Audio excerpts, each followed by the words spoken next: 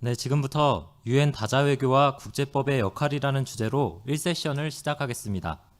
지금부터는 서울대학교 이재민 교수님께서 1세션 사회를 진행해 주시겠습니다. 박수로 맞아주시기 바랍니다.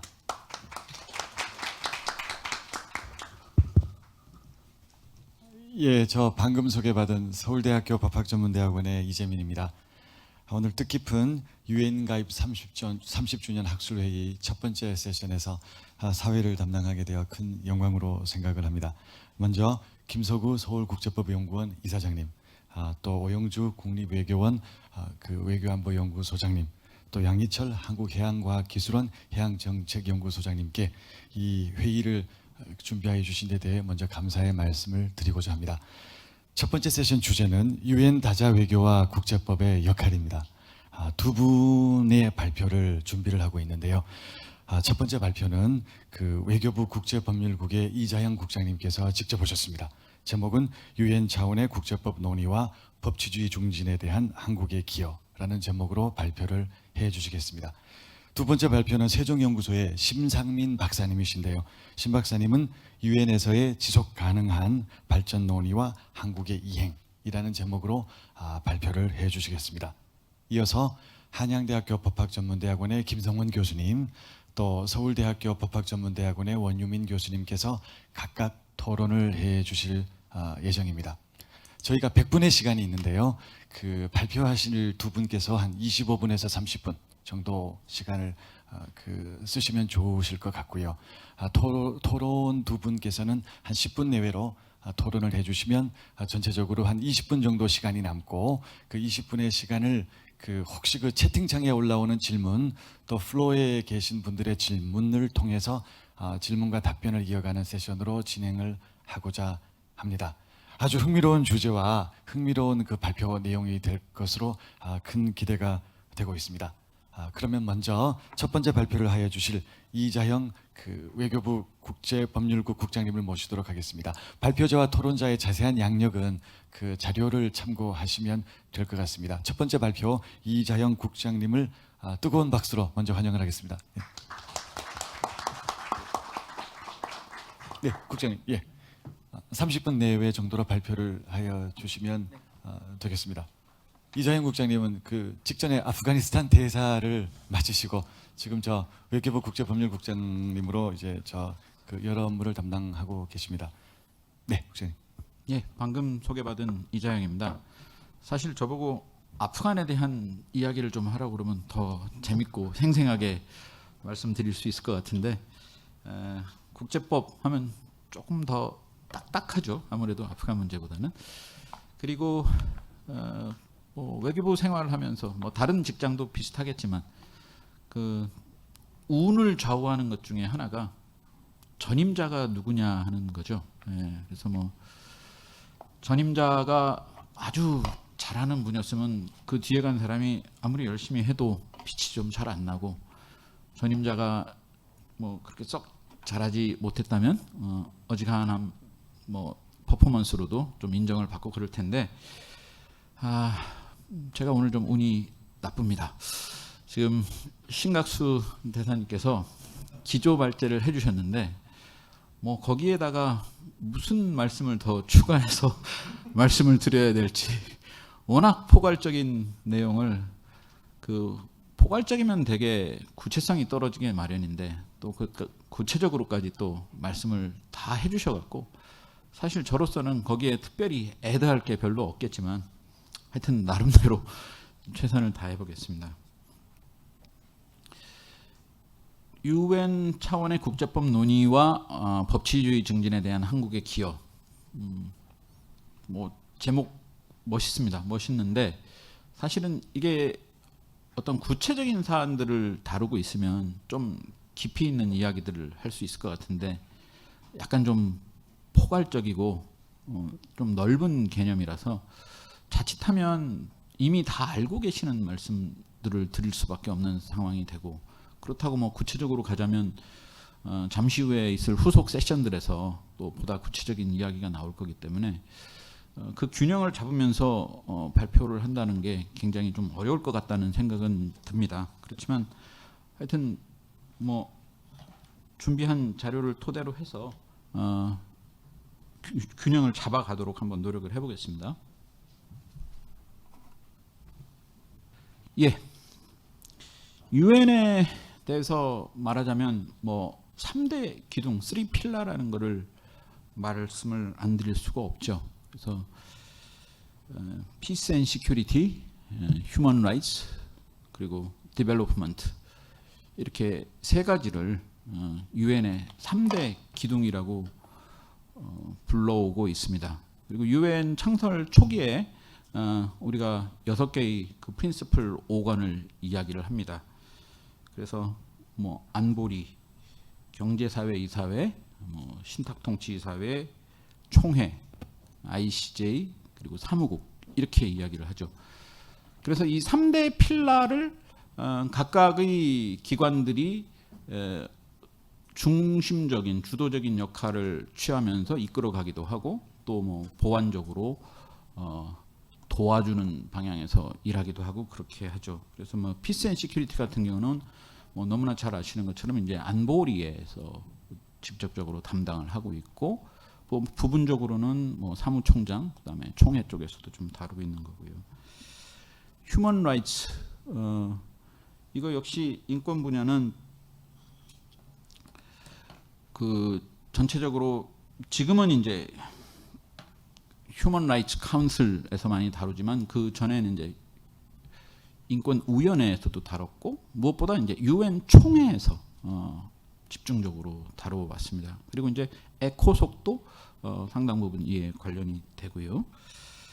그다음에 디벨로프먼트 부분은 역시 뭐 에코속 그리고 이제 총회들이 중심이 되고 있고 이렇게 이제 3대 필라를 각각의 기관들이 이제 도와주고 있는데 그 ICJ 같은 경우는 이제 피스 앤 시큐리티에 오히려 가깝다고 이제 볼 수 있겠죠. 그 분쟁의 평화적 해결이라는 것이 어떤 피스 앤 시큐리티하고 직접적인 연관이 있으니까요. 그리고 사무국은 이제 전체를 다 조금씩 도와주는 거고요. 그래서 법치주의가 이 세 개의 기둥을 떠받치고 있는 이제 토대가 된다라고 이제 감히 그렇게 말씀을 드릴 수 있을 것 같습니다. 그래서 지난 76년간 그 유엔 활동의 중추가 되는 이 평화안보 인권 개발을 떠받쳐 왔는데 유엔 헌장 1조에 보면 이제 정의와 국제법의 원칙에 따른 국제 분쟁의 평화적 해결 뭐 이것이 이제 유엔 목적의 하나로 규정을 하고 있죠. 그래서 이제 국내적 또 국제적 법치주의 증진 이거는 유엔 총회 제6위원회에서 매년 다루어지는 의제입니다. 왜 그렇게 중요하냐? 이것들이 이 법치주의 증진이라는 것이 평화안보, 인권, 개발과 불가분의 관계에 있다라는 점을 생각할 수밖에 없습니다. 그리고 이제 법치주의 증진은 무력 사용의 금지라든지 분쟁의 평화적 해결, 인권 존중 같은 이제 국제 규범 준수와도 직결이 되지만 개발 원조의 이제 효과성 제고라든지 또 그리고 지속 가능성을 보장하는 수단이 된다고 말씀을 드릴 수 있겠습니다.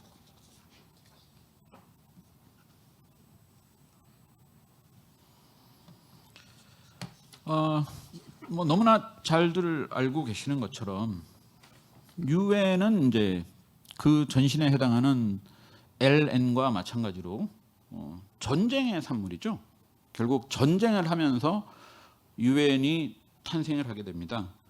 유엔이라는 명칭 자체도 어떤 지금 우리는 어떤 기구를 의미하는 걸로 이해를 하지만 처음에 유엔이라는 명칭이 쓰인 것 자체가 어떤 연합국을 의미하는 명칭으로 쓰이지 않았습니까? 그러니까 결국 그 태생 자체가 전쟁과 상관이 되고 있습니다. 그리고 유엔 헌장, 유엔 차터 전문에도 보면 맨 첫 문장에 두 차례의 세계 대전을 언급을 하고 있습니다. 그만큼 유엔은 평화와 안보를 지상의 목적으로 탄생한 조직이다 이렇게 말씀드릴 수 있을 것 같습니다.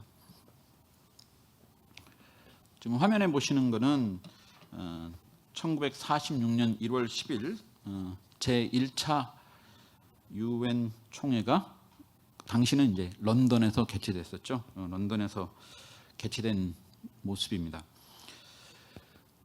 그 국제 평화와 안보에 있어서 유엔이 가지고 있는 특징, 뭐 그걸 이야기한다고 하면은 물론 뭐 무력 행사의 금지라든지 이런 거 당연한 것이고요. 컬렉티브 시큐리티로 하고 정리를 할 수 있을 것 같습니다. 그러니까 힘의 균형, 세력 균형 차원에서의 접근이 아니라 이미 리그 오브 네이션즈에서 국제 연맹 차원에서도 뭐 시도가 됐었지만 집단 안보를 통해서 평화와 국제 평화와 안보를 유지한다라는 거죠. 그런데 이 집단 안보의 개념을 논리적으로 연결을 시키면 그게 이제 군축하고도 연결이 됩니다. 그러니까 집단 안보를 하는데 필요한 각각의 국가들의 병력이란 거는 그렇게 많이 있을 필요가 없는 거죠. 내가 위협을 받거나 어떤 침략을 받았을 때 내 힘으로 자력으로만 이걸 독자적으로 해결해야 된다면 굉장한 군비가 뒷받침돼야 되겠지만은 집단 안보 차원에서 그렇게 된다면은 뭐 사회 질서 유지하는 정도, 그다음에 집단 안보를 우회해서 뭐 우리가 어떤 병력을 파견해야 되는 정도, 그 정도의 병력만 유지하면 되는 거죠.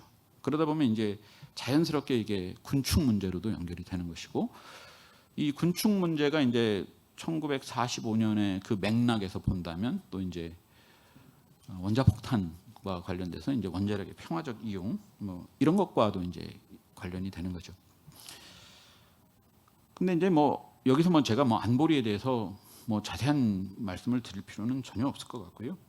기본적으로 안보리는 이제 유엔 회원국이 처음에 출발할 당시에 이제 51개국이었고, 그때 이제 안보리의 회원국은 지금은 15개국이지만 당시에는 이제 11개국이었습니다. 그래서 유엔 회원국이 증가하면서 1960년대 이제 15개국으로 증가가 됐는데, 이 안보리가 국제 평화와 안보를 이제 책임을 맡게 되는 그런 중심적인 역할을 하고, 아까도 말씀드렸듯이 어떤 사무총장이나 총회 이런 데는 이제 헌장에 나오는 뭐 규정이라든지 아니면은 그 이후에 집적된 관례 뭐 이런 것들을 통해 갖고 국제 평화 안보에 있어서 나름대로의 역할을 담당하게 됩니다. 그리고 뭐 너무나 잘 아시는 것처럼 우리나라는 91년도 가입 이후에 2차례 안보리 이사국을 수임을 했고요. 그리고 이만큼 알려지지는 않았지만 또 여기 지금 조태열 대사님도 계시지만은 PBC, 그러니까 안보리가 중심이 돼서 그 피스 빌딩 커미션 있었는데 거기에 또 의장직을 또 우리나라가 수임을 하기도 했었습니다. 그래서 법치주의는 결국 분쟁 예방, 분쟁 해결, 평화 유지, 지속 가능한 평화 실현에 있어서 중요한 개념입니다. 유엔 안보리 결의 2447 등 다수의 결의가 법치주의가 분쟁 예방 및 평화적 해결에 필수적이다라고 언급을 하고 있습니다. 그리고 2000년대 이후에 파병되는 대다수의 유엔 평화유지군 임무에는 현지 경찰, 사법, 교정기구의 역량 강화 등 주둔 지역에서의 법치주의 증진 지원이 그 평화유지단의 임무에 포함이 돼 있기도 합니다. 그리고 법치주의 증진은 결국은 국제법 규범을 존중하라는 것이 되니까 그 국제법 규범으로 되어 있는 무력 사용의 금지, 뭐 관행이 정착되고 그다음에 제노사이드 방지, 보호 책임 이런 것이 확대되는 등 이제 평화 안보 활동으로 연결이 되고 있습니다. 잠시 말씀드린 것 중에 이제 좀 전에 말씀드린 것 중에 유엔 평화 유지 활동을 뭐 간단하게 설명을 드리면 유엔 정규 예산보다 평화 유지 활동 예산이 더 큽니다. 훨씬 더 큽니다. 그리고 1948년 팔레스타인에서 첫 번째 이제 유엔 평화 유지 임무단이 파견이 됐고요. 그 뒤로 현재까지 71개의 임무단이 있어 왔고 누적으로 따지면 100만 명 이상이 지금 참여를 했습니다. 그 중에 이제 59개가 종료가 됐고 지금은 12개 지역에서 한 7만 5천 명 정도가 평화유지 임무에 종사를 하고 있습니다. 우리나라는 1991년에 유엔에 가입한 후에 93년에 소말리아에 처음으로 파견을 했고요. 그 이후 쭉 지금까지 부대 단위 차원에서 7차례 파견을 했습니다.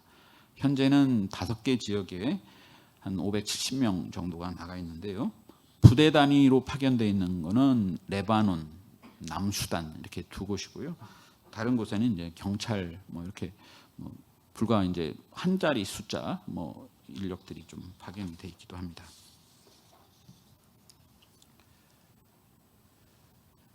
결국 국제 평화와 안보 뭐 이거를 말씀을 드릴 때 아까 말씀드린 것처럼 안보리가 가장 중심적인 역할을 취하고 있지만 또 유엔에서 이제 이러한 평화 안보를 사법적 차원에서 맡아온 기관이 이제 국제사법재판소죠.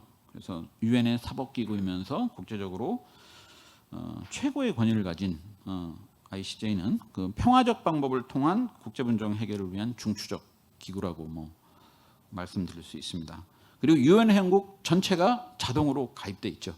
그러니까 그야말로 그 국제 어떤 사법기구로서는 거의 보편성을 갖고 있는 193개 국가니까요. 높은 위상을 보유를 하고 있습니다. 그래서 1945년 창설 이래 현재까지 179건의 국제 분쟁을 평화적으로 해결해 왔습니다. 이 중에 이제 컨텐셔스 케이스라고 하는 그 개정 사건 한 152건, 권고적 의견 이제 27건 정도가 됩니다. 그래서 이제 다양한 분야에서의 그 주리스프루던스를 발전시키면서 국제법 발전 그리고 법치주의 증진에 기여를 해오고 있다고 말씀드릴 수 있습니다.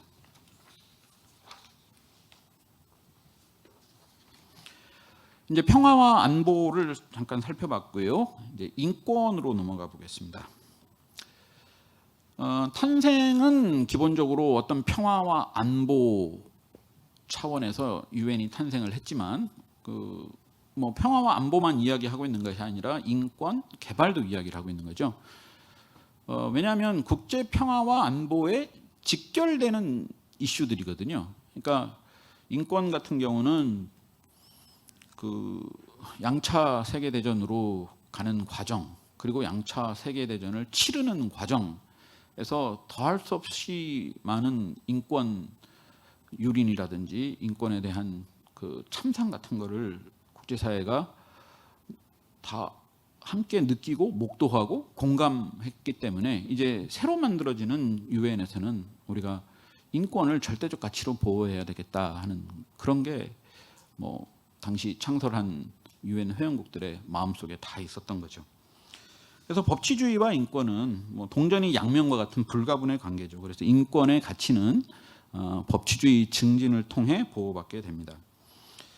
법치주의 증진이라는 것은 결국 법적 절차나 제도 그리고 또 실체 규범에 있어서 인권, 평등, 책임성, 공정성 등의 이제 존중과 연관이 됩니다. 유엔은 그동안 이제 인권 이사회, 그다음에 유엔 인권 최고대표 사무소, 각종 인권 조약 기구, 그다음에 특별 절차 그런 것들로 이루어진 유엔 인권 메커니즘 이렇게 통칭으로 이렇게 얘기할 수 있습니다. 유엔 인권 메커니즘을 통해 인권 증진에 적극적인 노력을 경주해 왔고요. 정치, 경제, 사회, 아동, 장애인, 여성 등 각 분야를 막내하는 9대 핵심 인권 협약과 세계 인권 선언 등 이제 국제 인권 규범을 뭐 주도적으로 발전시켜 왔습니다. 이 인권 분야만큼 유엔이 주도적 역할을 한 곳은 드물다고 할 수 있을 것입니다. 그래서 뭐 유니버설 데클러레이션 오브 휴먼 라이츠 뭐 1948년에 뭐 법적 구속력은 없습니다만 거기서부터 이제 시작해 갖고 쭉 인권 관련 조약들을 유엔 총회를 통해서 이제 채택을 해 나가게 됩니다. 그래서 이제 지금 보시는 거는 9대 핵심 인권 협약입니다. 인종차별 철폐 협약, 경제 사회 문화적 권리 협약, 시민적 정치적 권리 협약, 여성 차별 철폐 협약, 고문 방지 협약, 아동 권리 협약, 이주 노동자 권리 협약, 강제 실종 방지 협약, 장애인 권리 협약 하면서 분야별로 점점 이제 확대를 해 나가는 거죠. 그리고 현재 이제 인권 이슈는 제네바 소재 유엔 인권 이사회에서 활발하게 논의를 하고 있고요. 우리나라는 이제 2006년에 인권위원회가 인권이사회로 바뀌면서 초대 이사국으로 선출이 됐습니다. 뭐 같은 해에 이제 반기문 총장께서 이제 그 UN 8대 사무총장으로 임명이 되셨었고요. 그리고 2011년과 13년을 제외하고는 총 이제 쭉 연속해서 5번을 수임을 했고 2016년도에 최경림 당시 주 제네바 대사께서 이사회 의장까지 이제 역임하시게 됩니다. 다음으로는 이제 개발로 들어가 보겠습니다. 그 3대 필라 중에 이 개발은 결국 전쟁이 어떻게 해서 발생을 하게 됐느냐. 뭐 대공황이 있고 대공황이 있으면서 뭐 각 국가들이 자국 중심의 보호무역주의를 취하고 뭐 이런 많은 제한적 조치들이 취해지다 보니까 어떤 다자주의에 대한 신뢰가 무너지고 그러면서 이제 각각 국가들이 각자 도생을 해야 되는 상황이 전개되면서 어떤 총후생이 후퇴하고 그러므로서 각 국가의 자국 국내 경제들이 이제 어려워지는 상황에 이제 그거에 대한 민심 이반 이런 걸 통해 갖고 뭐 독재적인 정권이 출현을 하고 뭐 이런 재반의 과정을 통해 갖고 결국 이런 과정을 쭉 거치면서 전쟁으로 연결이 되었다라는 이제 반성에서 우리가 새로운 유엔이라는 기구를 창설을 하면 당연히 개발 문제도 함께 다뤄야겠다라는 인식이 어떤 그런 공감대가 이제 형성이 됐던 겁니다. 그래서 이러한 측면은 이제 지난 LN 그러니까 리그 오브 네이션즈에서는 그런 개발에 대한 측면은 그렇게 크게 부각되지는 않았고 뭐 특별하게 따로 이걸 다루는 기구가 있거나 그런 건 아니었습니다. 물론 뭐 당시에도 ILO도 있었고 그렇지만은 어떤 국제 연맹 차원에서 어떤 심각성을 갖고 그 개발 이슈를 다룬다 뭐 그런 거는 없었는데요. 이러한 경제 사회 발전 이런 거에 대한 관심은 유엔이 갖고 있는 또 하나의 특성이라고 할 것입니다. 그래서 이제 뭐 물론 경제사회, 이사회 이런 기구들을 통해 갖고 그리고 총회를 통해서 이렇게 많이 발전을 해 왔는데 1945년 출범 당시에 51개국이었던 회원국이 1961년이 되면 그게 이제 100개국이 됩니다. 그리고 150개국으로 바뀌는 거는 1978년입니다. 그러니까 51개국에서 출발해서 뭐 오늘날은 물론 이제 193개국까지 오는데 그 50년대 후반 그다음에 60년대 쭉 거치면서 유엔 회원국이 급속도로 증가를 하죠. 급속도로 증가를 하는데 대부분의 이때 들어온 유엔 회원국들은 이제 탈식민지화 과정을 거친 개도국들이 되죠. 아까 이사장님께서도 말씀을 해주셨지만, 그러니까 유엔 회원국이 된다라는 것은 이 막 독립한 나라들로서는 자기들의 어떤 주권, 독립적인 국가라는 것을 확인받는 그런 상징성이 있는 겁니다. 그러다 보니까 그냥 독립만 하면 무조건 유엔 가입으로 이제 달려가는 거죠. 그럼으로써 이제 내가 국가로서 이제 존재하게 됐다라는 것을 과시하고 인정받고 싶은 그런 욕구들이 있었던 겁니다. 그러다 보니까 개도국들, 특히 탈식민화된 국가들이 이제 대거 들어오게 되면서 개도국 중심의 이슈가 이제 부각이 되면서 뉴 이코노믹 인터내셔널 오더 뭐 이런 개념들이 이제 70년대에 나오게 되는데요. 그 원류를 따져보면 이제 1964년도에 5분 남았어요. 죄송합니다. 예, 웅크타드 회의가 열리면 하여튼 최대한 빨리 해보겠습니다. 예, 웅크타드 회의가 열리죠. 그러면서 이제 개발 이슈들이 이제 제3세계 이슈들이 이제 부각이 되게 되고 최근에 이제 우리나라는 여기서 이제 개도국지위에서 선진국지위로 이전됐다 하는 최근의 언론 보도를 보셨을 겁니다. G77도 여기서 나왔던 거고요. 경제사회 이 사회에서 이제 밀레니엄 디벨롭먼트 골도 만들고 SDG 만들었죠. 이때는 이미 우리가 유엔에 가입한 단계였기 때문에 굉장히 SDG 회의에 굉장히 깊이 관여를 했습니다. 그래서 17개 골과 169개 타겟을 SDG에서 만들었는데 그 우리나라는 이제 아까 에코 속에서도 뭐 계속 중심적인 역할을 해오고 뭐 나중에 오준 대사님이 이제 에코속 의장까지도 이렇게 맡게 되시고요. 서스테이너블 디벨롭먼트 골, 이 SDG 같은 경우는 16번에 보시면은 여기서 Peace, Justice and Strong Institution 해갖고 국내 국제적 차원의 법치주의 증진 그리고 사법 접근권 보장 이런 거를 그 세부 목표의 하나로 담아놓고 있습니다. 그래서 불평등 해소, 기후 변화 대응 뭐 이런 것까지도 다 여타 지속 가능 목표 달성을 위해서도 법치주의에 기반한 국제기본 준수가 필수적인 거고요. 국제법적으로 이제 좀 구체적으로 이제 로우 메이킹으로 들어가면은 유엔 헌장 뭐 지금 화면에 보시는 것처럼 1조 아까 유엔의 목적이 이제 국제법에 따라 분쟁을 평화적으로 해결하는 게 있고요. 13조에 유엔 목적 증진을 위해서 Progressive Development of International Law and its Codification 요거를 인커리지 한다라는 표현이 있습니다. 이거에 따라서 이제 유엔 총회는 6위원회라는 걸 특별히 만들어서 거기서 이제 법률 이슈들을 다뤄가는 거고, 그리고 이제 국제법위원회를 또 만들게 됩니다.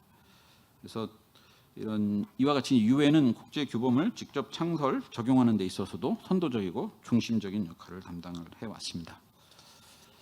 시간 관계상 빨리 넘어가도록 하겠습니다.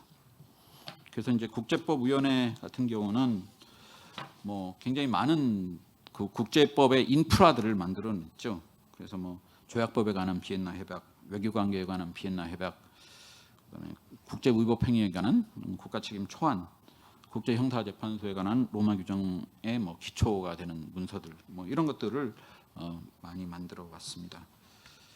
그리고 뭐 유엔 아까 저기 신창환님께서도 말씀하셨지만 이제 유엔 해양법 협약은 이제 그 우리도 당사국으로 참여해갖고 만들어낸 회의고 협약이고 그 유엔 해양법 협약은 범세계적 해양 레짐을 창출해서 우리나라 같이 바다를 통해서 먹고 살아야 되는 나라들한테는 굉장히 큰 의의가 있는 협약이라고 하겠습니다. 1991년도에 이제 우리가 남북이 유엔 동시 가입을 했습니다. 1949년에 이제 옵저버 지위를 획득한 이후 거의 43년 만에 이루어진 일이죠. 화면은 이제 뭐 안보리에서 뭐 안보리를 거쳐서 이제 총회를 가는 거니까요. 그 유엔 가입 확정 후에 이제 남북이 악수하는 장면이고요. 우리나라는 160번째, 북한이 160번째, 우리가 이제 161번째로 가입을 했습니다. 뭐 물론 전쟁 수립, 정부 수립, 그다음에 6.25 전쟁 이런 과정에서 이미 우리의 유엔과의 인연은 시작됐던 것들이고요. 그때 이제 5나라가 함께 갔습니다. 국기를 보시면 어느 나라들인지 아실 수 있을 겁니다. 그래서 유엔에 가입하고 나서 이제 우리가 이제 활발히 활동을 했는데 그 중에 이제 뭐 우리가 가장 자랑스럽게 얘기할 수 있는 부분 중에 하나가 이제 ICC 로마 규정 채택하는 그 협약 성안 작업에 이제 우리가 아주 주도적으로 참여했고요. 현재 우리가 지금 유엔 차원에서 이렇게 열심히 국제법 차원에서 이렇게 참여하고 있는 것은 BBNJ 회의입니다. 국가관할권 이원 영역에서의 해양생물자원 보존에 관한 회의. 그래서 뭐 MPA라든지 뭐 MGR 뭐 이런 이슈들을 다루고 있는데 뭐 지금 뭐 코로나 때문에 조금 뭐 상황이 좀 정체가 돼 있는 상태입니다. 뭐 참고로 그냥 유엔 총회 6위에서 어떤 의제들이 다루어지고 있는지 한번 보시면 되고요. 유엔 총회 6위 의제는 뭐 매년 열리는 의제, 뭐 2년에 한 번 열리는 의제, 뭐 3년에 한 번 열리는 의제, 뭐 이렇게 쭉 여러 가지 의제들이 있는데 법치주의 같은 거는 매년 열리는 의제입니다. 그리고 ILC 의제들도 지금 참고로 좀 보시면 되겠습니다. 뭐 특기할 만한 것이 이제 해수면 상승, 뭐 그거에 대해서 이제 ILC 차원에서도 지금 다루고 있고 지금 그 국제법 뭐 해양법 차원에서는 굉장히 뜨거운 이슈로 되어 있는 겁니다. 그리고 뭐 우리가 또 국제상거래법위원회 또 참여를 해서 본회의 의장도 하고 그다음에 인천 송도에 처음으로 이제 운시트랄 최초의 지역 사무소를 설립을 해서 아태 지역 국가의 법제 정비, 역량 구축 등을 지원을 해오고 있습니다. 우리가 뭐 재판관을 배출한 그런 조직들, 특히 국제 형사법 분야의 조직들을 이제 보여드리는 겁니다. 다 뭐 잘 알고 계시는 내용이라 추가하지 않겠습니다. 그리고 뭐 이틀로스 마찬가지고요. 96년도부터 지금까지 계속 재판관을 배출을 해오고 있습니다. 그다음에 이 월드 오션 어세스먼트 같은 경우는 특별하게 이렇게 많이 알려지지는 않은 것 같은데 세계 해양 환경 개선을 하기 위해서 해양 환경 평가를 하는 기구입니다.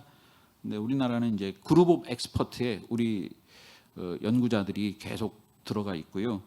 그다음에 지금 2차례에 걸쳐서 뭐 오션 어세스먼트가 나왔는데 거기에 우리나라는 계속 이사국으로 참여를 해왔습니다. 물론 ISA 심해적 국제 해적 기구에도 계속 이사국으로 참여를 해오고 있고 법률기술위원회에 계속 우리 기여가 있습니다. 그다음에 CLCS 대륙공 한계위원회 박용환 의원이 25년째 지금 하고 계시고요. 이러한 물적 기여, 그러니까 인적 기여에 더해서 우리는 또 이제 물적 기여를 많이 하고 있습니다. 그래서 유엔의 어떤 개도국에 대한 아웃리치, 뭐 자발적 신탁 기금, 뭐 이런 데에 대해서 우리가 지금 굉장히 기여를 많이 하고 있고, 개도국 대상의 뭐 학술 회의 같은 것도 많이 열어갔고, 그 어떤 법치주의의 외연을 확대시키는 노력에 기여를 하고 있습니다. 뭐 서울 국제법 아카데미 여기서 바로 하고 있는 것이죠. 그다음에 여수 해양법 아카데미, 그다음에 KMI는 이제 이틀로스를 통해 갖고 뭐 리저널 워크숍을 지금 이틀로스하고 함께 지원을 하고 있고요. 또 뭐 우리나라에서 지금 뭐 해양법 국제학술회의 계속 수년간에 걸쳐서 해오고 있습니다. 올해부터는 이틀로스, 그러니까 함부르크로 불러서 개도국의 리걸 어드바이저들을 그 해양법을 교육을 시키는 그 워크숍을 지원을 하게 됐습니다. 그래서 올해 이제 처음 회의가 그 워크숍이 열리게 됩니다. 이렇게 활발하게 그 우리가 유엔 차원에서 국제법 발전에 뭐 기여를 해오고 있고요. 뭐 뜬금없는 사진처럼 보이시겠지만 우리가 지금까지 해온 가교 역할 있지 않습니까? 우리 특수한 어떤 개도국에서 이제 선진국으로 다가간 그 특수한 경험, 그다음에 여러 가지 측면에서 우리가 가교 역할을 많이 해왔던 건데 앞으로도 우리가 이런 가교 역할을 충실히 하되 아까 뭐 오영주 소장님도 말씀하시고 뭐 이사장님 그다음에 신각수 대사님 기조발제에서도 다 말씀하셨지만 어떤 그런 가교 역할에 머무르지 않고 뭐 의제를 설정하고 퍼스트 무버가 되고 그다음에 촉진자, 조정자 그런 역할도 좀 하면 우리 그 대유엔 외교가 훨씬 더 높은 수준의 외교를 하게 되지 않을까 하는 생각입니다. 그리고 뭐 실무적으로 본다면 아까 신각수 대사님께서도 기조발제에 포함시켰었지만 지금 사진 자세히 보시면 가운데 자리가 비어 있습니다. 그래서 ICJ 그 재판관 중에 한 자리가 비어 있습니다. 그 자리에 우리 한국 출신 인사가 가서 앉게 되는 그런 날이 속히 오게 되기를 바랍니다. 이거 너무 두서없게 말씀을 드린 것 같은데 시간 관계상 좀 양해해 주시고요. 예, 감사합니다. 예.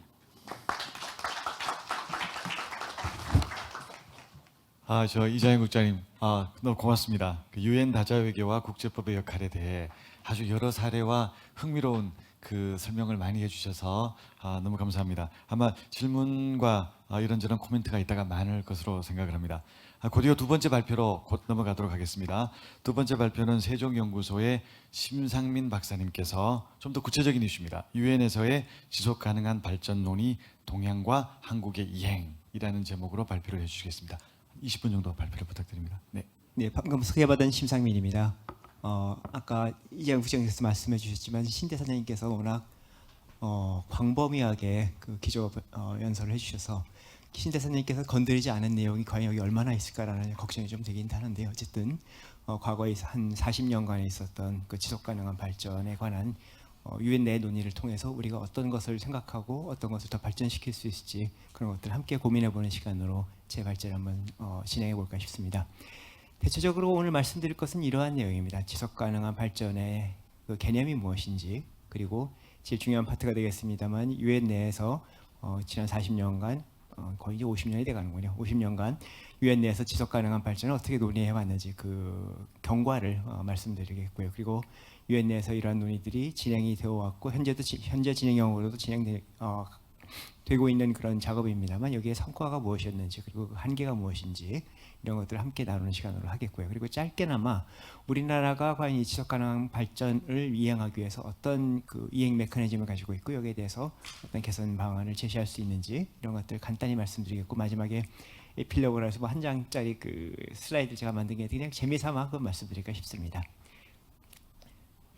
네, 지속 가능한 발전이라고 하면 여러 가지 그 정의를 내릴 수 있겠습니다만 가장 보편적으로 사용되는 정의는 바로 여기 슬라이드에 나오는 정의입니다.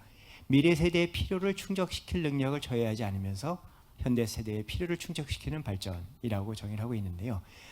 이 내용은 나중에 또 말씀드리겠습니다만 1987년에 그 유엔의 그 주관하에서 했던 그 지속 가능한 발전 개념을 좀 정교화하는 과정에서 있었던 그 브룬틀란드 리포트라는 것이 있습니다. 그 브룬틀란드 보고서라는 것인데 거기서 Our Common Future라는 긴 책을 낸 적이 있습니다. 거기에 이제 포함시켜 있는 정의인데 이것의 내용은 간단합니다. 기본적으로는 환경 보호와 경제 성장의 조화로운 추구를 해야 된다는 것이고요. 과거에 경제 성장이라고 한다면 그 환경에 대한 고려가 이렇게 많지 않았었는데 이런 것들을 함께 고려하면서 조화로운 경제 성장을 추구해야 된다는 것이 첫 번째 개념이고요. 두 번째로는 좀 더 세분화한다 보면 세대 간 형평, 앞에서 정의에서 바로 나타나 있는 것이지만 현 세대의 필요를 충족시키기 위해서 미래 세대의 필요를 파괴해서는 안 된다. 그 기반을 손상시켜서는 안 된다는 것이 또 하나의 핵심입니다. 그리고 이러한 경제 성장 그리고 자원의 이용이 그 자원이 재생 가능한 범위 내에서 이루어져야 된다는 지속 가능한 이용이라는 것이 이제 포함이 되어 있고요. 형평한 이용이라고 표현이 됐으면 사실은 이건 또 세대 내 형평이라고도 표현할 수 있을 것 같습니다.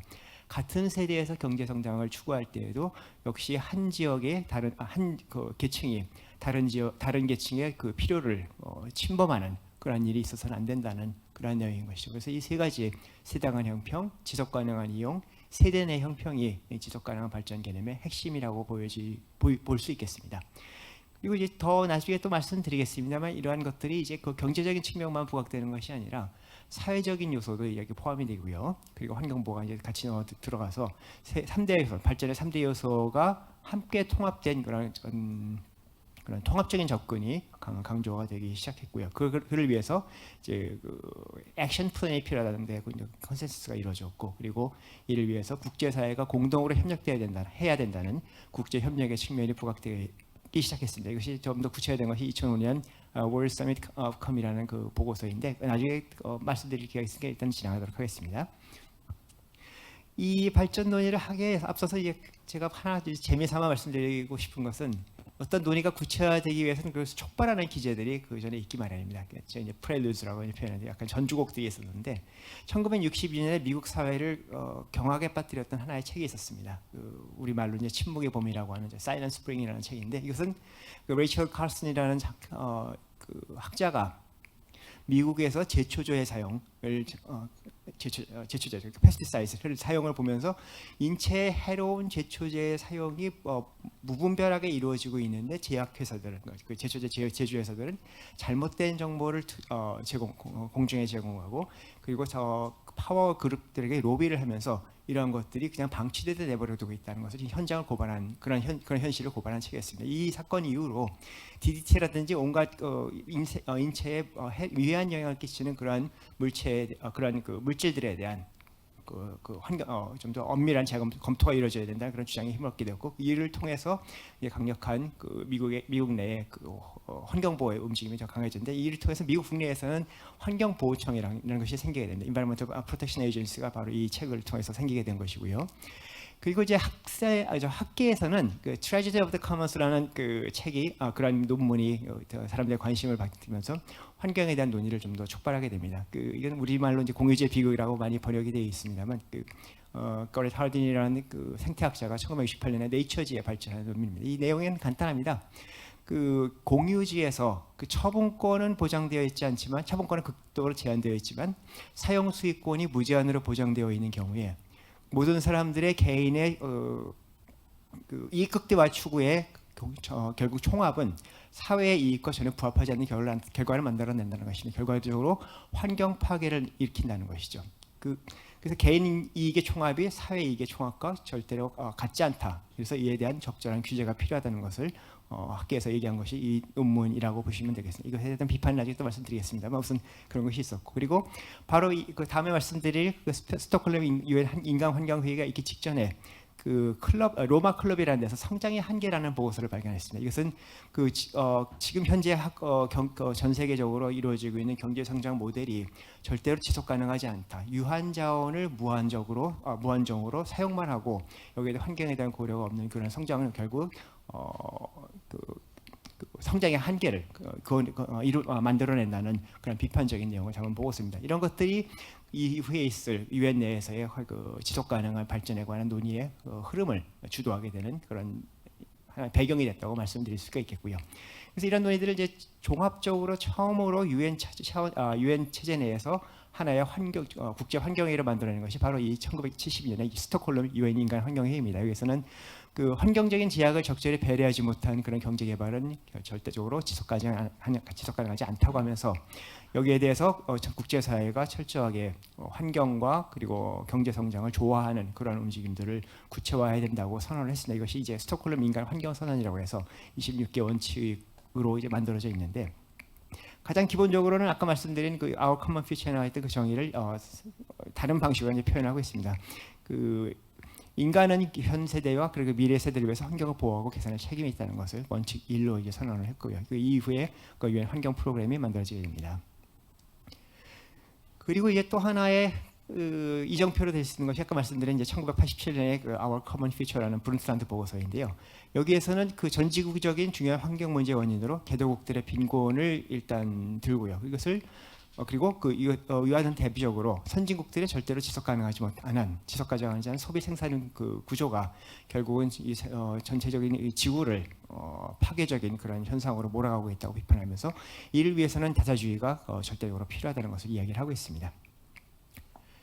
그리고 이 또 하나의 이정표는 이제 지금으로부터 거의 30년 전의 얘기입니다만 리우 환경 정상회담이라고 해서 온갖 환경 문제에 대해서 모든 국가들이 지혜를 모아서 하나의 공통적인 해결 프레임을 만들어 보자고 해서 만들었던 회의입니다. 이것은 여기에서 이제 그 190개국의 180몇 개국이죠. 정상들이 모여서 환경에 대한 각 국가들의 의지를 모으는 그런 작업이 이루어졌는데 이를 통해서 환경과 개발에 관한 리우 선언이라는 것이 채택이 됩니다. 여기서는 그 발전의 권리는 기본적으로 미래 세대의 발전을 필요를 충족시킬 수 있어야 된다는 원칙을 하나 또 집어넣고요. 그리고 환경 보호가 지속 가능한 발전으로부터 분리돼서 고려되어서는 안 된다는 그런 원칙도 포함을 시켰습니다. 이후에 그 여러 가지 또 환경 문제를 해결하기 위한 국제 협약들이 함께 책이 되겠죠. 요즘 많이 얘기하고 있는 기후 변화 대응을 위한 기후 변화 협약이라든지 생물 다양성 협약이라든지 이런 것들이 이제 채택이 되고 지속 가능 발전이 만들어지게 됩니다. 스톡홀름 선언과 리우 선언에 나온 주요 국제법 원칙을 제가 적어드렸는데 시간 관계상 이것은 나중에 슬라이드를 참고해 주시면 될 것 같고요. 그리고 이제 2000년에는 그 밀레니엄 서밋이라는 것을 통해서 그 21세기에 과연 국제사회가 추구해야 될 지속 가능한 발전 목표가 무엇이어야 될지를 이제 같이 고민을 하는 그런 작업이 이루어집니다. 여기서 이제 밀레니엄 디벨롭먼트 골스라고 해서 그 MDG라고 제가 약식을 하는 그런 목표들이 채택이 되는데 빈곤 및 기아 근절이라든지 아니면 성평등 및 여성 사회 지출 증진이라든지 이렇게 그 소외계층에 대한 배려에 관한 내용들도 지속 가능한 발전의 개념으로 이제 포섭이 되게 됩니다. 그래서 사회적, 경제적, 환경적인 그러한 고려들이 모두 통합되는 그런 것들을 유엔 차원에서 지속 가능한 발전의 그 핵심 가치로 이제 만들어내게 되는 것이죠. 네, 뭐 이것은 그냥 지나가도록 하겠습니다. 시간 관계상. 그리고 이제 그 밀레니엄 디벨롭먼트 고울스가 채택된 지 15년이 지나서 2015년에 새로운 이제 그 목표를 채택하기 위한 회의가 만들어집니다. 이것이 그 UN Summit on Sustainable Development인데 여기에서는 그 앞으로 2015년 이후에 지속 가능한 발전을 위해서 어떤 목표들이 더 필요할 것인가라는 것을 이제 새롭게 논의하고 이를 승인하는 작업이 이루어지게 됩니다. 그래서 아까 이재영 국장님 말씀하신 대로 그 밀레니엄 죄송합니다. 그 Sustainable Development Goals라고 해서 SDG라는 것이 이제 만들어지는데 여기서 17개의 목표와 169개의 이제 세부 이행 목표가 채택이 되는 것이죠. 여기서 이제 그 국제 사회가 전적으로 이에 대해서 노력해야 되겠지만 시민, 기업 등 이제 각계의 그 폭넓은 참여가 결국 목표의 달성에 기여하다는 것을 다시 한번 인식시키는 그런 계기로 작용했다고 볼 수 있겠습니다. 이 목표들은 아까 이장 국장님께서 한번 보여주신 적이 있기 때문에 이것은 그 슬라이드를 나중에 참조해 주시면 될 것 같고 뭐 기후변화 등등등 뭐 지구촌 협력까지 다 말씀을 드릴 수가 있겠습니다. 그리고 아까 신대사님께서 그 기조연설을 통해서 말씀해 주셨지만 이제 그 앞으로 이제 지속 가능한 발전의 개념에서는 5P가 중요하다고 이게 핵심이라고 말씀하셨는데 슬라이드에서 만들어드리지 못했지만 그 5P는 간단합니다. People, Planet, 그다음에 Peace, Prosperity 그리고 Partnership. 이렇게 5개의 P가 정말로 앞으로 지속 가능한 발전의 핵심적인 개념이라고 다시 한번 말씀드릴 수 있는 것이고요. 네, 좀 그 시간 관계상 너무 빨리 진행한 감이 없습니다만 자세한 내용은 슬라이드를 참조해 주시기 바랍니다. 과연 이 유엔 내 그러면 과연 유엔 내에서 이 지속 가능한 발전 논의가 어떤 것들을 현재까지 이루어냈는지 거기에 대한 평가를 한번 해볼 필요가 있을 것 같은데요. 일단 아까 계속 말씀드렸습니다만 경제 발전과 환경 보호라는 이 두 가지가 균형적으로 추구된다는 것이 국제사회의 핵심 가치로 자리 잡았다는 것이 그중에 하나일 거고요. 그리고 이를 이행하기 위해서 이제 구체적인 행동 계획을 만들어내고 이를 이행하는 그런 메커니즘을 만들어내는 것이 또한 지속 가능한 발전에 관한 유엔 논의의 또 하나의 성과라고 할 수 있겠습니다. 그리고 전사회적 변화를 이로부터 이룰 수 있는 것이었고요. 그리고 세대 간 형평을 강조하면서 현 세대가 미래 세대의 필요와 미래 세대는 배려를 꼭 이뤄내야 된다는 이른바 굿 스튜어드십에 관한 그런 개념적인 확립이 이루어졌다고 보면 될 것 같습니다. 그리고 전 국가뿐만 아니라 개인, 사회, 기업 등 모든 그 계층에서 이 지속 가능한 발전을 위해서 노력을 해야 된다는 것이 또 하나의 얻을 수 있는 교훈이라고 할 수 있겠고요. 그리고 또 아까 계속 말씀드렸습니다만 여성, 사회, 요즘 원주민이라는 표현 잘 안 쓴다고 합니다만 아무튼 원주민 등 소외계층에 대한 배려도 이 지속 가능한 발전의 중심 개념으로 자리 잡았다는 것이 또 성과라고 할 수 있겠습니다. 자, 그럼 이제 한계는 무엇인지 몇 가지만 좀 짚어볼까 싶습니다. 많은데 일단 기본적으로는 좋은 얘기들이 참 많습니다. 그 좋은 얘기도 많은데 이게 어떻게 우선순위가 부여돼야 되고 이를 어떻게 조화롭게 이행해야 될지에 대한 구체적인 플랜이 계획이 명확지 않다는 것이 하나의 한계라고 할 수 있겠습니다. 그래서 중요성이 거의 뭐 비슷한 목표를 동시에 추구하다 보면 결국 목표 간에 충돌이 일어날 수 있다는 문제점이 있을 것이고 이 많은 목표들을 한꺼번에 추구하다 보니까 한정된 자원을 어떻게 조달할 것인지 그리고 그나마 조달한 자원을 어떻게 배분할 것인지라는 문제가 이제 발생이 되게 됩니다. 그리고 개발 협력이 아마 고질적인 병폐일 것 같습니다만 이러한 지속 가능한 발전이 일어날 때 과연 이것이 거버넌스 구조가 모든 국가가 잘 구성되어 있다면 괜찮을 텐데 그것이 그렇지 않은 국가들에게 이런 자원이 배분되다 보면 결국은 원하지 않는 그런 결과들을 발생시킨다는 것이죠. 부패가 극심한 그런 제3세계 국가에서는 한정된 자원을 기껏 어렵게 만들어서 조달해 줬더니 기득권층만 배를 불리는 이런 현상들이 일어나고 있다는 것이죠. 이런 것들이 이제 지속 가능한 발전의 개념은 좋은데 이 구체적으로 이행하는 과정에서 이런 현실적인 문제들을 어떻게 극복할 것이냐라는 것이 앞으로 이제 이것의 지속 가능한 발전 논의의 한계 및 향후 과제라고 할 수 있겠습니다. 몇 가지 더 있습니다만 일단 시간 관계상 생략을 하기로 하겠고요. 그리고 우리나라 같은 경우에는 이제 지속 가능한 발전을 이해하기 위해서 지속 가능 발전 기본 계획이라는 것을 만들고 있습니다. 우리 지속 가능한 발전법이라는 것이 있는데 그에 따르면 이제 20년간의 지속 가능 발전 계획을 기본 계획을 수립하고 이를 구체적으로 어떻게 이행할 것인지 각 정부 부처별로 정하고 있습니다. 그리고 국내적인 차원의 이행은 이제 그렇게 돼 있는데 외적인 차원에 있어서는 국제 개발 협력 기본 계획이라는 것이 있습니다. 여기를 통해서 우리가 그 세계적으로 SDG 목표 이행에 어떻게 기여할 수 있을지를 논의를 하고 있다고 합니다. 이런 것들이 이제 이것이 이제 우리가 지금 가지고 있는 국내적인 지속 가능 협력 목표라고 합니다. 보통 17개의 목표를 좀 가지고 있는데, 전 이제 나중에 또 토론 다른 시간이 있으면 좀 말씀드리겠습니다. 저 앞에 있는 K는 제발 좀 이제 없어졌으면 좋겠다는 생각이 듭니다. 이 식상합니다. 좀 조만간 이제 그런 것을 빼고 한국형이라는 거 빼고 보편적으로 이해할 논의가 가능한 그런 목표를 우리가 자주적으로 선정했다는 그것만으로 충분하지 않을까 싶은 생각이 들고요.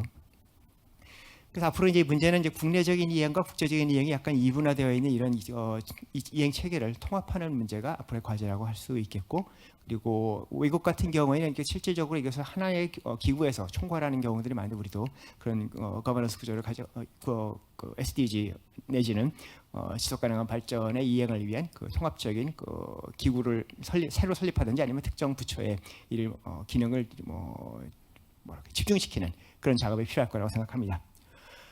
자, 에필로그에서 이제 이 사진을 붙여드렸는데, 아까 말씀드린 대로 공유제 비극에서는 결국 처분권이 제한되어 있지만 사용 수익권이 무한적으로 배정되어 있는 경우에 결국 남는 것은 환경의 파괴뿐이다라고 말씀을 드렸는데, 꼭 그렇지 않을 수 있다는 것을 제시한 학자가 있었습니다. 엘리너 오스트롬이라는 인디애나 대학교 정치학과 교수인데, 이 사람은 이 책을 Governing the Commons라는 책 외에 다수의 이런 연구를 통해서 노벨 경제학상을 2012년인가 2013년인가 이제 수상한 분입니다.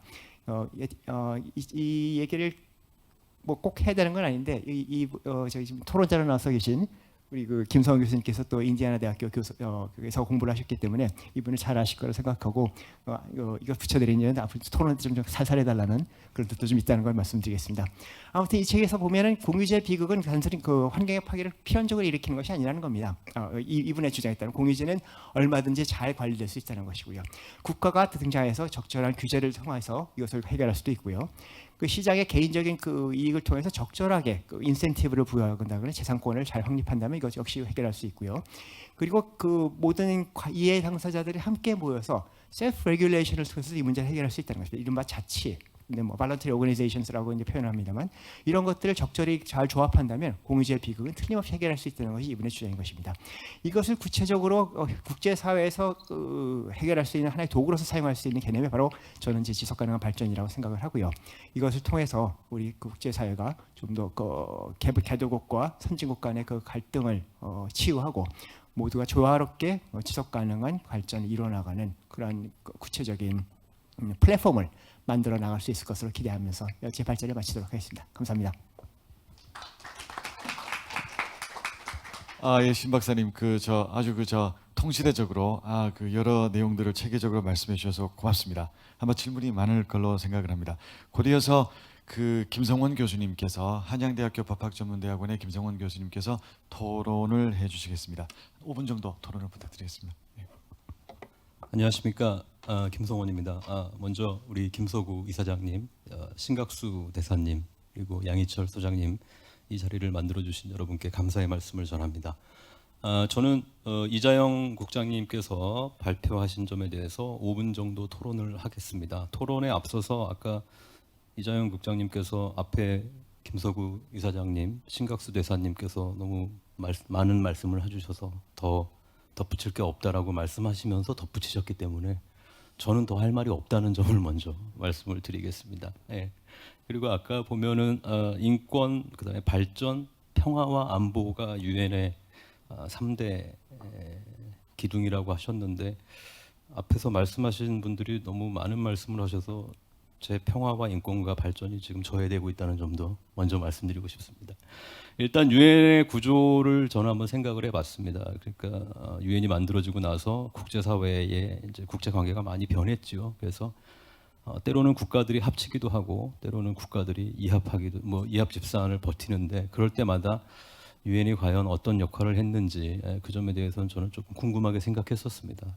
그래서 최근 같이 다시 저는 그렇게 보고 있는 낭만주의에 근거한 신민족주의, 신국가주의가 다시 부활하고 있는 시점에서 유엔이 과연 그러한 갈등을 어떻게 조정을 할지, 그리고 더 나아가서 국제법 측면으로 봤을 때 국제사회가 분쟁이 격화될 때 오히려 국제법은 활성화되는 것인지 뭐 그런 점에 있어서도 여러 가지 생각을 해봤습니다. 그리고 존경하는 신각수 대사님께서 말씀하신 바와 같이 그 양자적인 문제를 다자틀에서 해결한다는 그런 전략적 측면에서 국제기구, 더 나아가서 대표적인 국제기구인 유엔에서 우리나라의 역할을 생각해 보면 30년이라는 시간 동안에 굉장히 많은 성과를 거두었다고 생각을 합니다.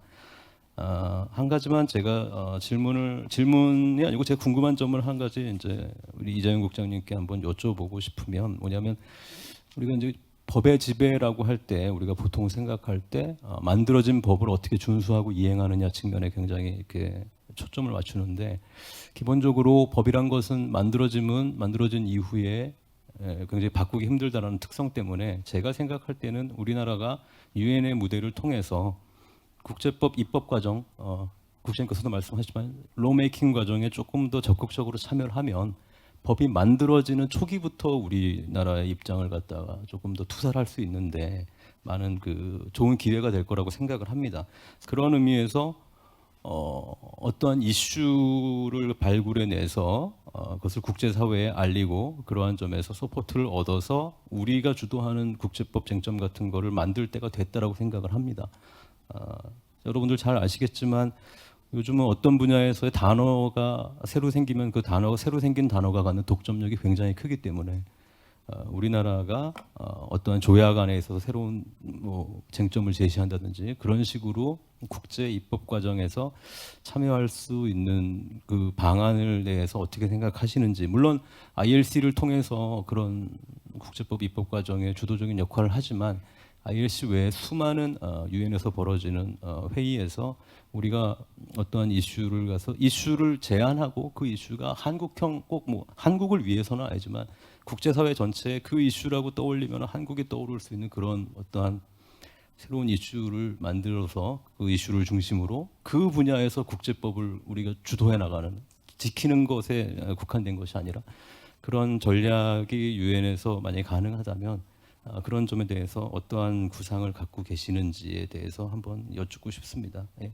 나머지 이야기는 제가 너무 경청하면서 굉장히 좋은 정보를 들었기 때문에 그리고 주어진 시간도 있고 해서 제 토론은 이것으로 마치도록 하겠습니다. 감사합니다. 김성현 교수님 고맙습니다. 그 중요한 질문을 하셨는데요. 예, 조금 이따가 다시 또 그 이장윤 국장님 말씀을 듣도록 하겠습니다. 마지막으로 토론을 이제 해주실 분은 서울대학교 법학전문대학원의 원유민 교수님이십니다. 원 교수님 토론 부탁드립니다. 네, 안녕하세요. 원유민입니다. 네, 오늘 유엔 가입 30주년을 기념하는 학술회의에 이렇게 토론자로 참여하게 돼서 영광스럽게 생각하고요. 이 자리를 마련해 주신 분들께 감사드립니다. 제가 간단하게 저도 많이 배울 수 있는 두 분의 발제였습니다. 그래서 저의 느낀 점과 간단한 질문을 좀 드리고 싶습니다. 처음에 그 이장훈 국장님께서 해주신 발제에서 유엔이 설립된 이후에 얼마나 국제사회의 평화, 안전, 인권, 발전 이 각각의 분야에서 기여했는지 좀 한눈에 알 수 있게 잘 정리해 주셔서 많이 배울 수 있었습니다. 특히 우리나라가 91년도에 가입했을 때 161번째, 61번째였는데 늦가기 신입생인데도 불구하고 굉장히 활발하고 선도적인 역할을 하고 있다는 걸 다시 한번 좀 알게 되었습니다. 한국의 어떤 주도적인 역할 측면에서 보면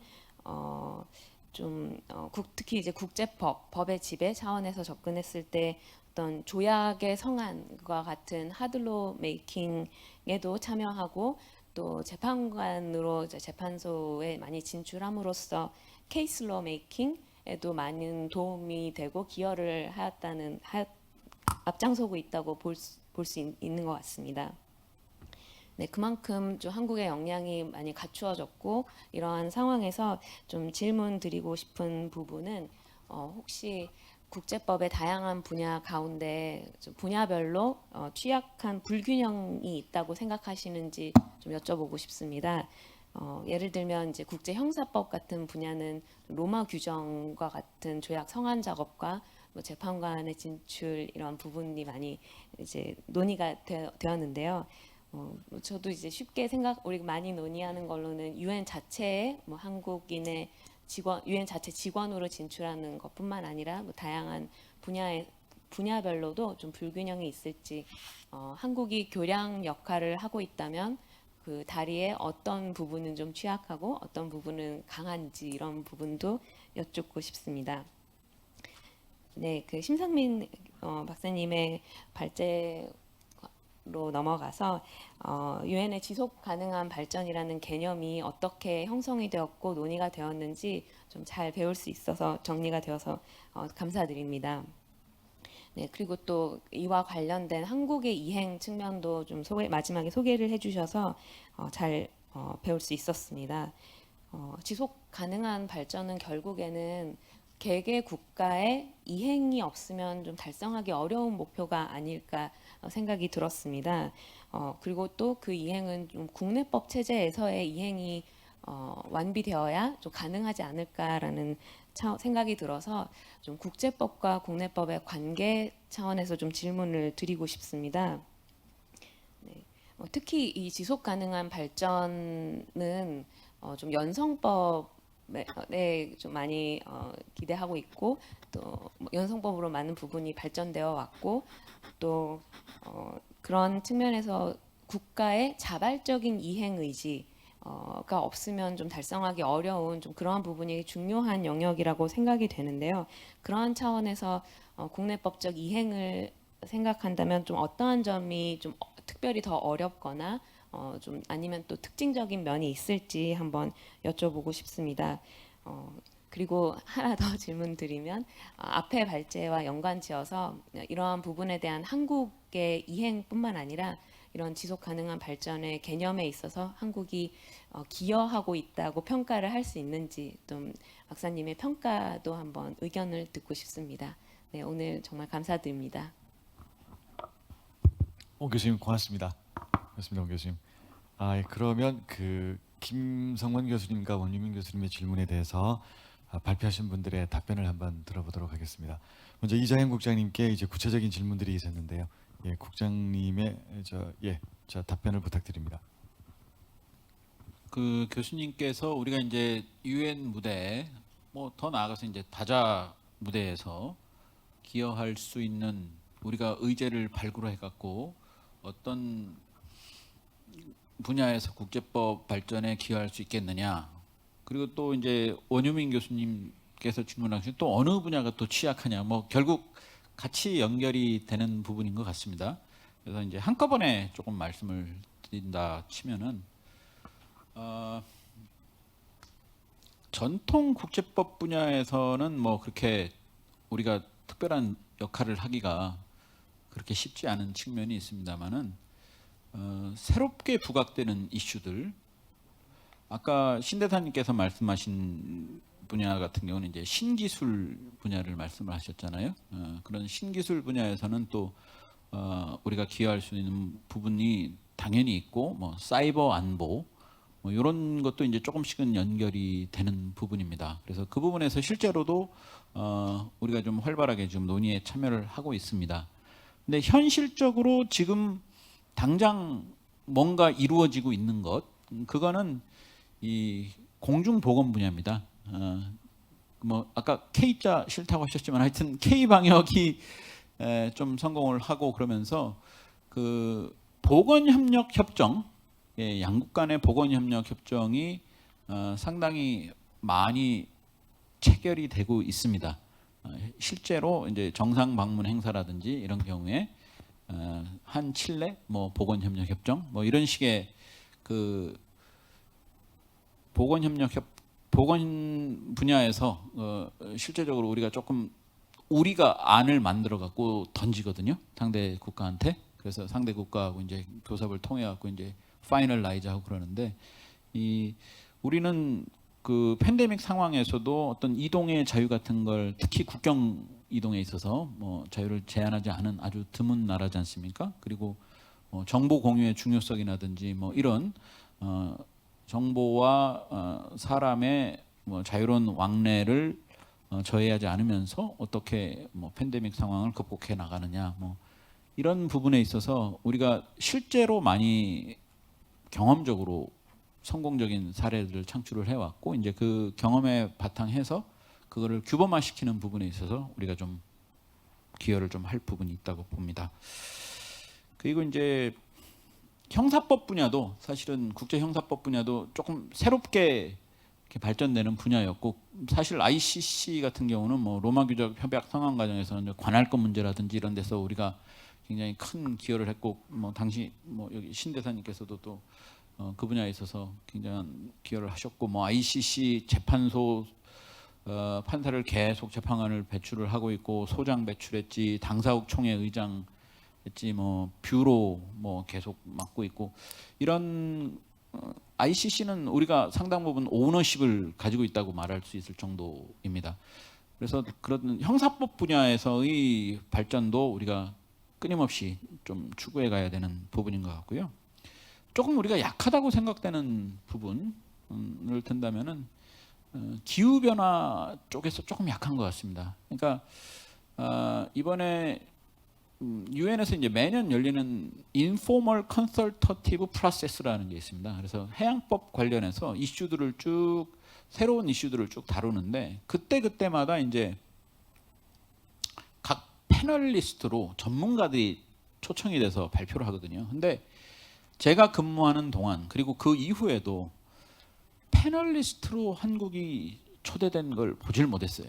그러니까 우리가 해양법 분야에서 적지 않게 기여를 해왔고 해양법이 우리나라에 미치는 영향이 크고 뭐 해양 관련 기관들이 생각보다 많고 인력과 조직 이런 것들이 많은데 실제 이제 앞으로 막 그 첨단 이슈들에 대해서 논의하고 뭔가 이끌어가는 그런 모임에서의 우리 역할은 그렇게 뚜렷하게 드러나질 않고 있습니다. 아까 BBNJ 회의 말씀을 드렸지만 그 BBNJ 회의에도 우리가 참여를 하고는 있지만은 많은 경우에 좀 수세적인 입장에서 참여를 합니다. 그러니까 BBNJ 회의를 통해서 뭔가 어떤 이끌어 가려는 방향이 있을 텐데 물론 그 방향에서 어느 정도의 밸런싱은 필요하겠지만 우리는 조금 너무 이렇게 보수적인 입장에서 참여를 하는 경향이 있고요. 그래서 뭐 그런 부분들, 그러니까 뭐 우리가 정말 필요한 분야지만 해양법 같은 데서 조금 기여가 조금 더 제고돼야 된다라는 그런 생각입니다. 예. 예, 국장님 고맙습니다.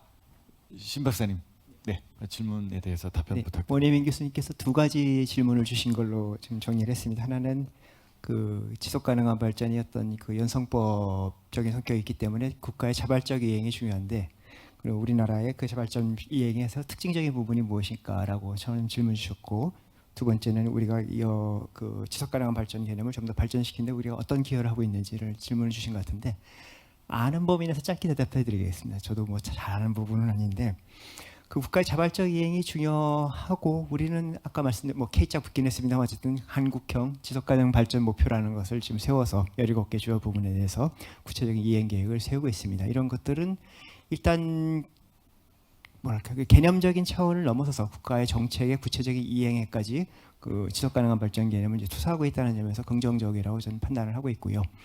하나 이제 우려되는 것은 그렇습니다.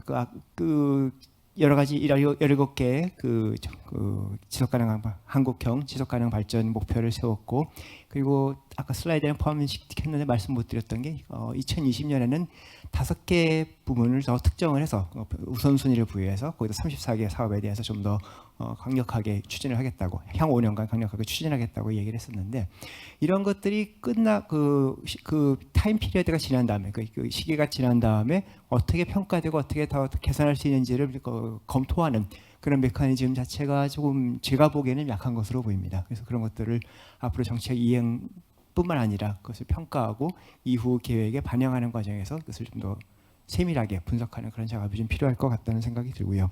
우리가 못하고 있다는 것은 아닙니다. 우리가 잘 하고 있는데 좀 더 잘했으면 싶은 생각에서 이런 생각을 좀 같이 말씀드리고요.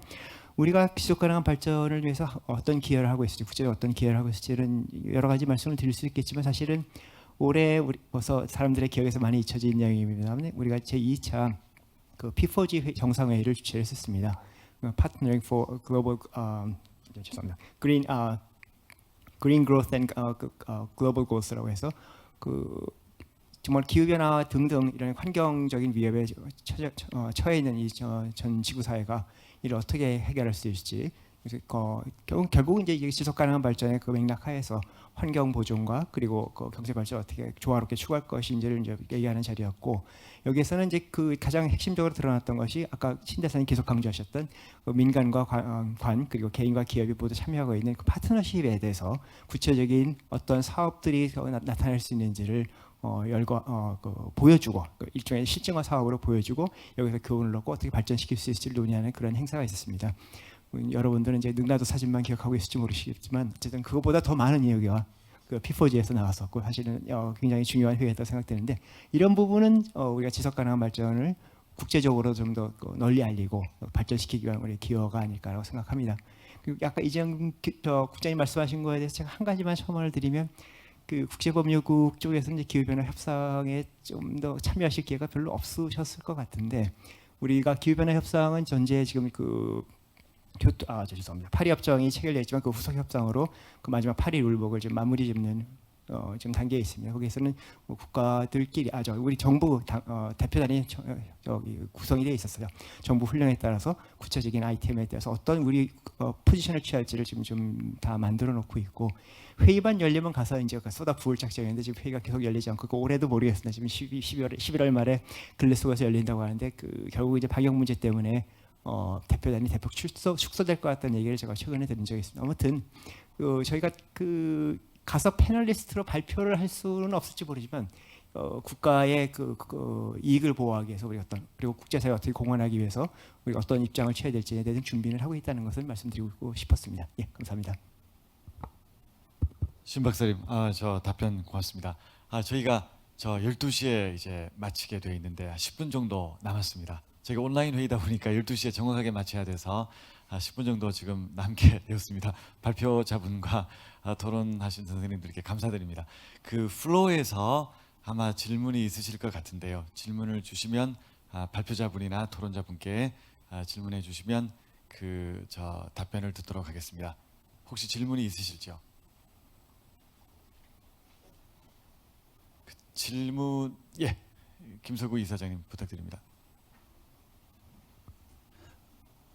오늘 발표하고 토론을 통해서 정말 우리 국제법 학계가 많이 발전했다는 이런 생각을 들었습니다.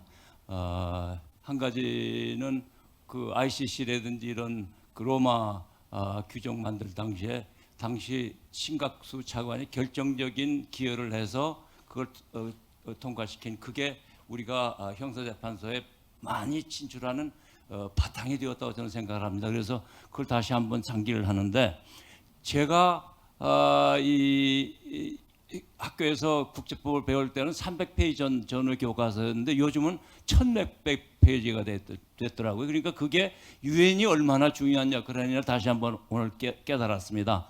그런데 오늘은 이제 우리 이재영 국장님 좋은 발표를 해주셨는데 두 가지만 건의를 하고 싶은 생각이 있어요.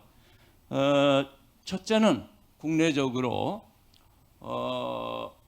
우리 국제법 전문가가 우리 예를 들어 대법원의 재판관이 될 수 있는 길을 열어줬어요. 왜냐하면 우리가 옛날 작은 나라였을 때는 국제법이 별로 필요 없어요. 그런데 우리가 국제화가 이렇게 되어 있기 때문에 굉장히 중요하기 때문에 국제법 전문가가 예를 들어서 조약국장 같은 분들이 재판관이 되는 길을 열어주는 노력을 해달라. 그게 한 가지 건의고, 또 한 가지는 우리가 옛날 우리 선생님한테 배운 거는, 우리는 여기 이 지역에서 큰 나라의 틈새에 있기 때문에 우리가 힘 가지고 이렇게 경쟁한다든지 뭐 이거 갖고 하기에는 굉장히 너무 제약이 많다. 따라서 우리는 규범, 원칙 가지고 해야 돼. 가장 중요한 게 국제법이다. 그렇게 해서 국제법을 굉장히 중요한 외교적인 수단으로 써야 된다는 그런 말씀을 하셨고, 그건 저는 지금도 옳은 말씀이라고 생각하는데, 물론 상대방들이 듣지 않겠지만은 국제법적으로 우리가 옳다고 생각한다면은 그걸 우리가 강하게 주장해야 된다. 그걸 우리 실제 외교에서도 좀 더 강하게 얘기를 해주기를 저는 부탁을 드리고 싶어요. 그러니까 우리 그 얘기를 해도 안 들어 이게 아니라 힘이나 이거 가지고 얘기할 때는 안 들을 수도 있어요. 그러나 그 규범 가지고 상대방 국가들한테 우리 요청을 우리 주장을 하는 것은 굉장히 중요하고, 이게 우리 국가의 가장 좋은 외교 수단이라는 생각을 갖고 있고, 외교 실무에서 하시면서 그걸 좀 더 많이 반영해 줬으면 좋겠다. 그런 의미에서 여기 계신 국제법 학자들도 똑같은 그 이론을 많이 좀 얘기를 해주셨으면 좋겠다. 그 말씀을 드리고 있습니다. 감사합니다. 이사장님 고맙습니다. 혹시 저 플로어에 다른 또 질문이 있으시죠? 예, 백범석 교수님. 예, 오늘 좋은 말씀 감사합니다. 이자영 국장님께 질문 하나만 드리고 싶습니다. 앞서 신각수 차관님께서도 말씀 주셨던 신기술 분야에 있어서 국제 규범을 만들어 가는 데 있어서 여러 가지 할 수 있는 역할들이 크고 기여할 수 있다고 말씀을 주신 것으로 알고 있는데, 관련해서 조금 더 상세히 설명을 좀 해주셨으면 좋겠습니다. 감사합니다. 고맙습니다. 혹시 다른 질문도 또 있으실지요? 예. 그러면 제가 그 심상민 교수님께 궁금했던 부분은, Sustainable Development가 이렇게 그 70년대 초반부터 쭉 발전해 온 연역을 말씀해 주셨는데요. 최근 국제사회가 워낙 급박하게 바뀌고 있으니까, 특히 그 팬데믹 상황에서 이 Sustainable Development Goals의 그 새로운 변화 가능성도 있는 것인지, 새로운 논의도 있는지 좀 궁금했습니다. 그렇게 해서 그럼 이자영 국장님의 마지막 답변과 또 심상민 교수님의 답변을 듣는 것으로 이제 정리하도록 하겠습니다. 이 국장님. 네, 먼저 김서구 이사장님께서 말씀하신 부분 관련해서 이제 대법원에도 국제법 전문가가 있어야 된다는 거에 대해서 여기 계신 모든 분이 다 공감을 하실 것 같습니다. 다만 이제 그 부분은 이제 법관 자격이라는 그것 때문에 일단 법 개정이 전제가 되는 상황이고요. 그래서 그 부분에 대해서도 외교부 안에서도 어느 정도 공감대가 형성이 돼 있습니다. 그래서 그 부분은 시간을 보아가면서 좀 적극적으로 추진을 하도록 하겠습니다. 그리고 이제 규범에 입각해서 우리가 이제 주장할 수 있는 부분은 강하게 주장을 해야 되는 거 아니냐, 지당하신 말씀이고요. 거기에 따라서 예전에 비해서 국제법 수요가 많이 늘었습니다. 그래서 예전 같으면 국제법률국에 물어보지 않고 했었을 많은 사안들의 경우에도 요즘은 이런 것까지 물어보나 싶을 정도로 국제법률국에 물어보면서 일을 하고 있습니다.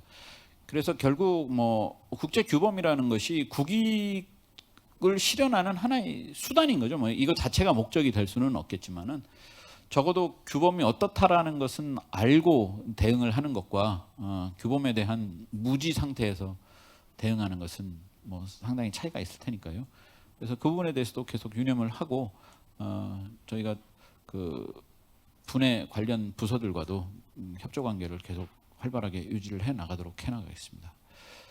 그리고 우리 백범석 교수님 말씀하신 신기술 분야, 이거는 사실은 기술 분야는 저도 그렇게 잘 알고 있는 그런 사항은 아닌데요. 아까 잠깐 언급드렸지만 이제 사이버 안보 이런 분야에서 우리가 네덜란드와 공동 심포지엄도 열고 하면서 어떤 사이버 분야에서 사이버 안보 분야에서 국제 규범 형성 과정에 이제 적극 동참을 해 나간다는 그 정도로 답변을 드리도록 하겠습니다.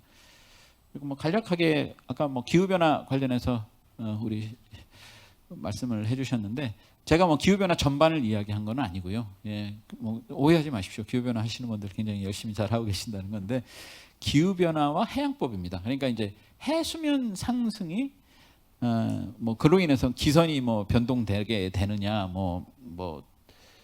이의지가 뭐 섬이 가라앉으면 이의지가 사라져 버리는 거냐 뭐 하여튼 이런 논의들이 이렇게 많이 이제 그 해양법 분야에서 기후 변화에 따른 해양법의 영향 이런 논의들이 활발하게 진전이 되고 있는데 이제 그 해양법과 기후 변화와의 관계 이런 부분에서 굉장히 그 뜨겁게 달구어지고 있는 이슈인데 그 부분에 대해서 우리의 적어도 그 가시적인 어떤 기여 부분은 좀 약하다. 뭐 연구들을 많이 하고 계시리라고 생각을 합니다만 연구를 하는 것과 그걸 가서 이야기를 하는 건 또 다르지 않습니까? 그래서 어떤 해양법 분야 이슈들을 쭉 선도적으로 다뤄나가는 ICP라든지 이런데 사실은 패널리스트들 이렇게 참여를 해서 말씀을 하시는 부분이 그 중요하다라는 차원에서 말씀을 드렸던 겁니다. 예. 네, 고맙습니다. 신 박사님. 네, 짧게 말씀드리겠습니다. 이재민 교수님 말씀해주신 대로 그 지속 가능한 발전이 이 팬데믹 상황에서 이행이 상당히 어려워진 측면이 강하다고 봅니다. 또 우리 김성훈 교수님 말씀하신 대로 신낭만주의의 기인한 신민족주의의 발호로 그 국가들의 협력이 좀 담보되기 어려운 그런 상황인데 그러나 그럼에도 불구하고 어쨌든 그 지속 가능한 발전 개념의 또 하나 핵심 요소는 국제 협력, 다자주의가 반드시 필요하다는 것을 계속 강조를 하고 있는 것입니다. 그래서 이 어려움에도 불구하고 이런 지속 가능 발전이라는 목표는 계속 추구돼야 될 것이고요. 그리고 팬데믹 상황에서 그 보건에 관한 문제 그리고 삶의 질에 관한 문제들이 이제 더 현안인 문제로 부각이 되었기 때문에 여기에 대한 리포커스 아니면 리프라이어타이징이 좀 필요하다는 생각이 듭니다. 이 17개의 목표가 어차피 서로 연계되어 있고 동시적으로 추구될 목표이지만 지금 당장 닥쳐 있는 생명에 대한 위협을 먼저 해결하는 것이 중요하다고 생각을 해서 17개 SDG 목표를 이행하려고 할 때도 어느 쪽에 먼저 자원을 투입해야 될지에 대한 진지한 재검토가 있어야 될 거라고 생각합니다. 그리고 이 모든 것의 그 논의의 근저에는 우리 또 김성환 교수님 잘 아시는 또 인간안보 논의가 있습니다. 결국 인간안보의 논의는 그 정치적 시민적으로는 이제 그 국내적인 공포로부터의 자유를 얘기를 하는 것이고요. 그리고 그 경제적으로는 빈곤으로부터의 자유를 얘기하는 것인데 이 빈곤으로부터의 자유가 결국 환경적인 안정적 토대 내에서 추구돼야 된다는 것이 지속 가능한 발전 개념의 핵심이라고 볼 것입니다. 그래서 이런 것들은 토대를 흔들지 않는 한도 내에서 계속적으로 미세 조정은 필요하다고 생각하지만 이 지속 가능한 발전이라는 근본적인 목표를 추구하는 국제사회의 노력은 어떤 상황에서도 지속돼야 된다는 것이 제 개인적인 생각입니다. 이상입니다. 네, 신 박사님 고맙습니다. 저 아티피셜 인텔리전스 시대의 도래, 또 디지털 사회, 또 이제 코로나19의 확산, 또 미중 분쟁을 거치면서 기존의 국제법 규범에 대한 재검토와 큰 변화가 일어나는 것 같습니다. 또 새로운 규범의 형성, 개인정보 또 등등 디지털 그 세금 부과 새로운 규범들도 지금 활발하게 논의가 되고 있는데요.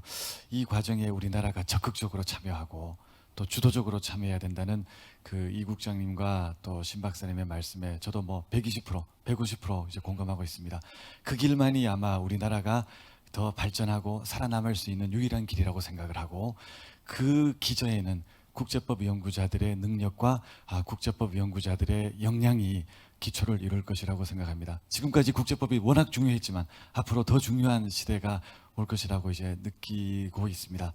해서 오늘 그 두 분의 발표와 또 두 분의 토론을 통해서 첫 번째 세션의 저 메시지, 다자외교와 국제법의 역할이 잘 전달되었을 것으로 생각합니다. 시간 제약상 너무 많은 더 좋은 질문과 답변이 기다리고 있겠지만 일단 정리하고 다음번 기회에 또 새로운 발표와 새로운 토론 때 뵙도록 하겠습니다. 고맙습니다. 네, 이상으로 1세션을 마치겠습니다.